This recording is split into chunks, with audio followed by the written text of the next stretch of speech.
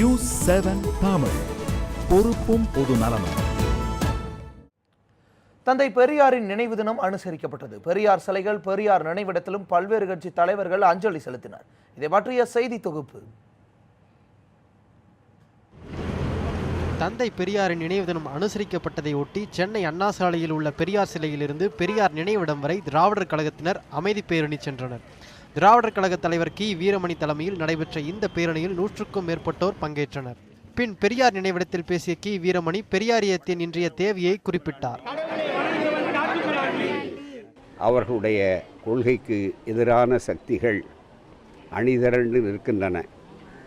மதவெறி ஒரு பக்கம், ஜாதி வரி மறுபக்கம், பெண்ணடிமையை போற்றி பாதுகாக்கக்கூடிய பழைய 10ஆம் பசலி கொள்கைகள் மற்றொரு புறம் என்றெல்லாம் இருக்கக்கூடிய இந்த காலகட்டத்தில் ஆட்சியும் அதிகாரமும் தங்கள் வசம் இருக்கிறது என்ற ஆணவத்தோடு நடைபோடக்கூடிய இந்த காலகட்டத்தில் அதனை எதிர்கொள்ளக்கூடிய அத்துணை சக்திகளையும் ஒருங்கிணைத்து பெரியாரியம் தாராளமான சரியான விடையாக இருக்கும் என்பதில் சந்தேகமில்லை.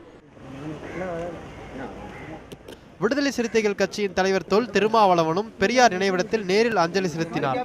அப்போது பேசிய திருமாவளவன் மத்திய அரசின் மதவாத போக்கை கண்டித்தார். பகுத்தறிவு கருத்துக்களை பரப்பியவர். மூட நம்பிக்கைகளுக்கு எதிராக தொடர்ந்து போராடிய தலைவர். குறிப்பாக இந்துத்துவ பாசிச கருத்துக்களை மிக கடுமையாக சாடிய தலைவர். சாதி ஒழிப்பு, பெண் விடுதலை, சமூக நீதி ஆகிய தளங்களில் அவர் ஆற்றிய பங்களிப்பு மகத்தானவை. அத்தகைய மாமனிதர், பகுத்தறிவு பகலவன் தந்தை பெரியார் பிறந்த மண்ணில் இன்று இந்துத்துவ பாசிச சக்திகள் சமூக நல்லிணக்கத்தை சீர்குலைக்கும் வகையில் செயல்பட்டு கொண்டிருக்கிறார்கள் என்பது மிகுந்த வேதனை அளிக்கிறது. இந்திய கம்யூனிஸ்ட் கட்சியின் தலைவரான தா பாண்டியனும் நேரில் அஞ்சலி செலுத்தினார். பின்னர் பேசிய தா பாண்டியன் பெரியாரின் தேவை இன்றும் இருப்பதாக குறிப்பிட்டார். இன்று பெரியார் இருந்திருந்தால் என்ற ஒரு கேள்வி எழுப்பி நாம் சிந்தித்தால் தமிழகத்திலே இவ்வளவு களைகள் முளைத்திருக்காது. முளைத்திருந்தாலும் அவர் வளரவிட மாட்டார் என்பது நமக்கு தெரியும்.